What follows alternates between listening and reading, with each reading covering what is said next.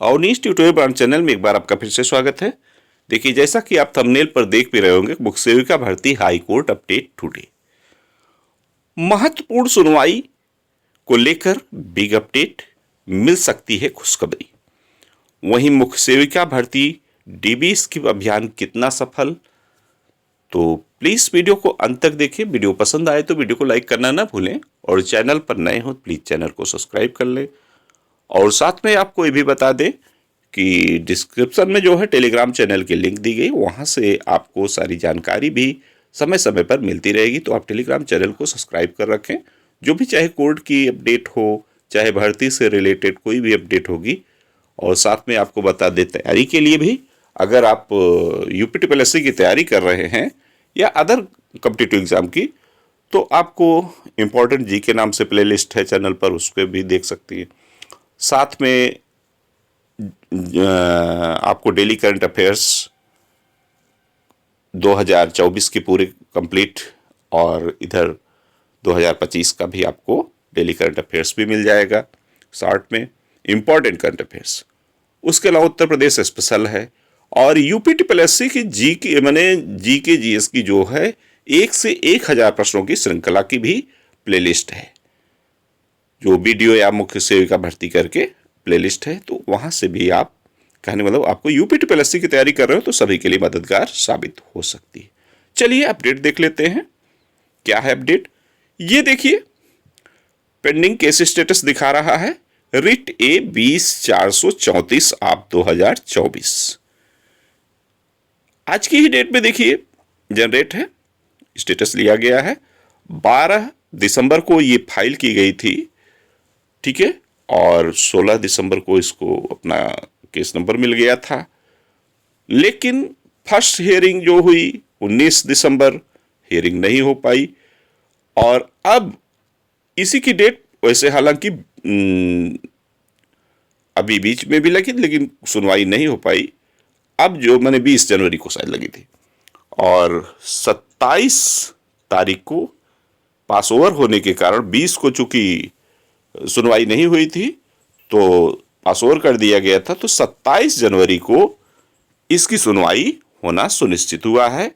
देखिए, आपके समझ जो है केस स्टेटस है कि 27/1/2025 case is listed in court number 6 at serial number 33 press list, single bench press list. तो कहने का मतलब ये भी केस उम्मीद है कि जो 20-434 ये है, ये 20 जो 886 है या 375 है, उसी के साथ कनेक्ट होना स्वाभाविक लग रहा है। अगर यह कनेक्ट 27 तारीख को हो जाता है तो 28 को उसकी भी डेट लगी हुई है। मीन्स 27 को हो सकता है, अगर नहीं सुनवाई हुई, इतना ही हुआ केवल कनेक्ट किया गया, तो निश्चित तौर पर अपडेट हो जाएगा 28 में। इसकी petitioner Rita Bharti and 12 others हैं। इनके एडवोकेट कैलाश सिंह कुशवाहा जी हैं, और इन्होंने रिस्पोंडेंट में state of Uttar Pradesh and others हैं, और इनके रिस्पोंडेंट की तरफ से जो सीएससी हैं वो प्रभाकर अवस्थी जी हैं। आइए डिटेल्स आप इनकी देख ही रहे कि आइए क्लासिफिकेशन स्टे एप्लीकेशन है। हालांकि ये Rita Bharti and 12 others versus state of Uttar Pradesh and 8 others applied by advocate Kailash Singh Kushwaha, 16 दिसंबर को यह फाइल की गई थी। लेकिन मुख्य रूप से यह केस जो है नॉर्मलाइजेशन को लेकर है, कि नॉर्मलाइजेशन की जो व्यवस्था है, माने फर्स्ट शिफ्ट और सेकंड शिफ्ट, यूपीटीपीएससी ने बेईमानी किया है। 15-15, 16-16 नंबर का जो अंतर दिया है, न तो वो स्कोर कार्ड जारी करता है, तो हम आखिर में कैसे जाने। तो यूपीटीपीएससी से इस पर बहुत जबरदस्त बहस होने की संभावना है। ये कॉल लिस्ट इनकी आप देख रहे हैं, कॉल लिस्ट टाइप जो है, फर्स्ट हियरिंग जो है ऑनरेबल जस्टिस नीरज तिवारी 20 को जो है प्रेस लिस्ट में था, तो 20 को पास ओवर हो गया था, सुनवाई नहीं हो पाई थी। इन्हीं के बेंच में पुनः सुनवाई है। हालांकि ये अभी तक इस पर सुनवाई कभी नहीं हो पाई है। 19 दिसंबर को भी पास हुआ। 7 जनवरी को डेट लगी, फिर लेफ्ट ओवर हो गया। उस दिन जस्टिस नीरज तिवारी सर नहीं थे, वह बेंच नहीं बैठी थी, इस वजह से पास ओवर करना पड़ा। पास ओवर होके गई थी ऑनरेबल जस्टिस सौरभ श्याम शमशेरी की बेंच में, वहाँ भी लेफ्ट ओवर हो गया और पुनः जो है कोर्ट नंबर 6 में आई। कोर्ट नंबर 6 में जो है 20 तारीख को भी सुनवाई नहीं हो पाई। ठीक, अब देखते हैं 375 की बात करते हैं। 375 आप 2025 जो रिट है, यह 7 जनवरी को फाइल की गई और 9 तारीख को केस नंबर अलॉट हो गया। यह केस भी जो है नॉर्मलाइजेशन को लेकर है, साथ में 4 प्रश्नों का विवाद है, 4 क्वेश्चन भी हैं। और फर्स्ट हियरिंग आप देख रहे हैं 16 जनवरी 2025 को, और नेक्स्ट डेट 28 को लगी हुई है, मीन्स 28 जनवरी 2025। Case is listed in court number 6 at serial number 179 fresh list. तो पूरी संभावना है कि सुना जाए, चूंकि साथ में ये भी कनेक्टेड विथ रिट 20,876 आप 2024, इसे जो है 20,876 के साथ कनेक्ट कर दिया गया है। हालांकि ये ज्योति पुंडीर एंड 16 अदर्स की है केस। इनकी आप लिस्टिंग हिस्ट्री देख भी रहे हैं कि 16 को लेफ्ट ओवर हुआ था, 23 को हालांकि सुनवाई हुई थी, ठीक ठाक सुनवाई हुई थी। उसके बाद इसे जज साहब ने जो है सेक्शन कंप्लायंस में भेज दिया। कहने का मतलब इसे जोड़ दिया 20,876 के साथ, क्योंकि सेम मिलती जुलती केस है। अब वहीं 20,876 आप 2024 की बात कर लें। हालांकि इस केस की जो मुख्य बहन है जिन्होंने यह पहल की है, संभवतः उनका स्वास्थ्य कुछ गड़बड़ है और बहुत परेशान थी, लेकिन संभवतः उनका स्वास्थ्य अच्छा है। कहने का मतलब किसी प्रकार की खराब न्यूज़ उनके प्रति नहीं है। ईश्वर से यही कामना है कि जल्द ही वो स्वस्थ हों, और आप सभी बहनों को भी ये प्रयास करना चाहिए। देखिए, अन्याय सभी के साथ हुआ है। जिन बहनों का डीबी में सिलेक्शन हुआ है उनको बहुत बहुत शुभकामनाएं, बधाई। लेकिन जो बहनें काफ़ी परिश्रम के बाद भी उनके साथ अन्याय हुआ है, तो आखिर कोर्ट का सहारा नहीं लेंगी तो किसका सहारा लेंगी? और उसकी प्रणेता जो है, मैं नाम नहीं लेना चाहूँगा, लेकिन जो भी हैं वह पूर्णतः स्वस्थ हों, और मैं अपने चैनल की तरफ से भी कामना करूँगा ईश्वर से कि जल्द ही स्वस्थ हों। देखिए, तो 20,876 की भी चर्चा कर ले। देखिए, फर्स्ट हियरिंग डेट 3 जनवरी को थी, सुनवाई भी हुई थी नेक्स्ट हियरिंग में अब, और इसके भी बीच में भी डेट थी, ऑर्डर भी आया था। और 28 जनवरी 2025 को यह केस जो है लिस्ट हुई है कोर्ट नंबर 6 में, सीरियल नंबर 179 पर, 179 पर फ्रेश लिस्ट में। सुनवाई भी सुनिश्चित है। ये इनकी है काजल एंड 28 अदर्स। इनके एडवोकेट नितेश कुमार सिंह, और 375 में भी नितेश कुमार सिंह जी ही हैं, और रिस्पोंडेंट में state of Uttar Pradesh and 3 others Siddharth Singhal ji हैं। कैटेगरी आप देख रहे हैं कैटेगरी डिटेल में, और लिंक्ड केस में यहाँ देखिए रिट ए 375 आप 2025। तो मैं यही बात कर रहा हूँ कि संभवतः ये सभी केसें जो है जो अलग अलग हैं बंच हो जाएंगे। जिस प्रकार से 2 केस एक बंच में हुई, एक अभी जो है 20,434 वो भी निश्चित तौर पर एक दिन पहले उसकी सुनवाई है, तो अगली डेट में इसमें बंच देखने को मिलेगी। और अप्लाई जो एप्लीकेशन नंबर है ये देख ही रहे कि IA1 2024 स्टे एप्लीकेशन है काजल एंड 28 अदर्स की तरफ से, और ये इनकी लिस्टिंग हिस्ट्री है। 3 को सुनवाई हुई और 21 को भी सुनवाई हुई, और UPTPLSC को नोटिस भी हुई है। सिद्धार्थ सिंघल जी ने जो है खुद ही 1 सप्ताह का मौका मांगा है, और उसी को लेकर 28 तारीख को डेट फिक्स कर दी गई थी। और उसके बाद जो है चूंकि सुनवाई 375 की वो भी इसी में टैग हो गई है।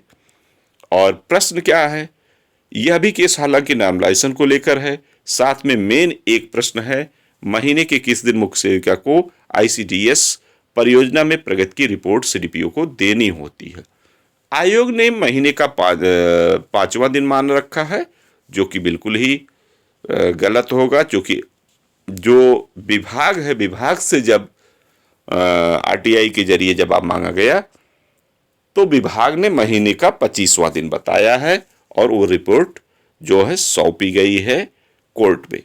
तो निश्चित तौर पर इस पर डिसीजन होना सुनिश्चित है। वैसे सभी को FM न दिया जाए तो ही अच्छा है, क्योंकि जो बहनें अपने कल्याण के लिए लड़ रही हैं, तो कहने का मतलब जो लगाई हो 25 उनको मिले तो कम से कम कुछ देखने को अच्छा मिलेगा। वहीं आपको आपके समक्ष शिफ्ट 1 और शिफ्ट 2 की एक छोटी सी संवेदना आपके समक्ष रख रहा हूं। जो बहनें आपस में नाराज होती, कभी भी नाराज ना हो, एक दूसरे से प्रेम पूर्वक रहना चाहिए। जिनका DB में हुआ अच्छी बात है, लेकिन ये मत किसी को कहिए कि आपने उस समय पढ़ा नहीं, लिखा नहीं, ऐसा किया वैसा किया। और बहुत से ऐसे लोग हैं जो कहते हैं कि हम, जैसे लगता है भर्ती UPT+C का सारा दारोमदार उन्हीं के ऊपर है।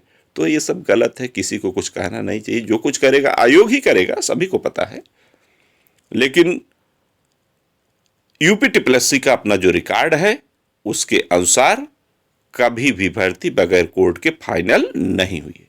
ये देखिए, एक कमेंट दिखा रहा हूं, सर जी नमस्कार, क्या हुआ और क्या हो रहा है, कुछ नहीं कहा जा सकता। पर क्या कहूं, इनकी 2 बेटियां थी। एक बेटी जो है पहली पारी में 65.25 मार्क्स पाती है, और दूसरी बेटी जो है दूसरी पारी में सेकंड शिफ्ट में थी 63.50 मार्क्स पाती। अब दोनों ही DB में चयनित नहीं हुई, और जबकि चलिए दोनों सिविल सेवा की तैयारी कर रही थी, प्रयागराज में काफी समय से तैयारी कर रही है। लेकिन तैयारी छोड़ दीजिए, कोई भी बहन परीक्षा, ऐसा नहीं कि सभी ने तैयारी करके दिया है। लेकिन इस जॉब के बारे में, वैसे इस जॉब के बारे में कुछ नहीं कहा जा सकता। और इन्होंने लिखा भी कि हाँ, जो लिख रहा हूं 100% सत्य है, पर अब कुछ कह नहीं सकते। दोनों सगी बहनें, बस इतना ही कहने मतलब इन्हें कष्ट है कि इनकी बेटियों का क्यों नहीं हुआ। आखिर में क्या नॉर्मलाइजेशन का वो है रोल। इसीलिए बहनें कोर्ट में गई हैं, तो कोई बुराई नहीं है। हालांकि UPT+C इतनी आसानी से कोई बात समक्ष नहीं लाता है। अगर UPT+C पारदर्शी है तो मैं तो बार बार एक प्रश्न उठाता हूं कि क्यों नहीं, अगर PT एग्जाम का स्कोर कार्ड जारी कर सकता है तो मुख्य भर्ती परीक्षाओं का स्कोर कार्ड जारी करने में उसे क्या दिक्कत है। भाई, जिसका जो अच्छा मार्क्स पाया उसी का होगा, अच्छी बात है। परंतु पारदर्शी यही है कि फला का हुआ तो उनका जो है ये मार्क्स है, इसलिए हुआ। आपका इतना मार्क्स है इसलिए आपका नहीं हुआ। ये क्लियर करने में आयोग को कितना खर्च आ जाएगा। अगर खर्च आ जाएगा तो जैसे 25 रुपये, 60 रुपये, 200 रुपये शुल्क लेते हैं, और ले लीजिए, लेकिन स्कोर कार्ड जारी करिए। ये मांग जरूर होनी चाहिए। वहीं आपके समक्ष बात करें कि ये जो कुछ भी है सब सत्य है, और जिन बहनों का DB में हुआ है वो आप बिल्कुल प्रेम पूर्वक DB कराएं, और जिनका नहीं हुआ, अगर कोर्ट का सहारा लिए है, उनके लिए भी ईश्वर से यही प्रार्थना है कि पॉजिटिव रिस्पांस हो। और ये तो श्योर है कि सेकंड लिस्ट तो आनी तय है, ये भी जान लीजिए। और रही आयोग की पारदर्शिता की बात, तो वो सब जानते हैं, सभी लोग जानते हैं, किसी को कुछ कहना नहीं है। अभी इसके पहले आपकी ही, जैसे आपका फिर 2021 पर, फिर 2021 पर पहली भर्ती लेखपाल भर्ती थी 8085, उसमें 15,000 संदिग्ध पाए गए थे STF द्वारा। सभी लोगों ने कोर्ट बने पेपरों में पढ़ा होगा, लेकिन सब कुछ नहीं। आयोग ने काम बहुत सख्त रखेगा, बहुत सख्ती किए हैं, कोई परिंदा पर नहीं मार सकता, कुछ नहीं। आराम से DB हुई। और क्या होता है, एक कहावत है कि पर्दे के पीछे क्या है किसी को कुछ पता नहीं है, पर्दे के पीछे क्या नजारा चल रहा है। लेकिन 15,000 संदिग्ध कहां गए लेखपाल भर्ती से, कुछ अता पता नहीं। भर्ती 8,085 पदों की, आयोग की बेईमानी पीएचओएच के साथ, उनका झोल 188 पद, क्या किया कुछ अता पता नहीं, जबकि उनके लिए विज्ञप्ति थी। तो जब भी कभी भी कहा गया है किसी भी विज्ञप्ति में परिणाम परीक्षा के बाद उसमें चेंजिंग नहीं की जा सकती, तो कैसे आखिर में 188 पदों को हजम कर गए। और उसी की लड़ाई 13 माह से लगातार पीएचओ दिव्यांग भाई बहन अनवरत धरने, वही दशा मुख्य सेविका में भी हुई, वो भी बहनें लड़ाई लड़ रही हैं। तो ये तो खैर सीधे अन्याय है।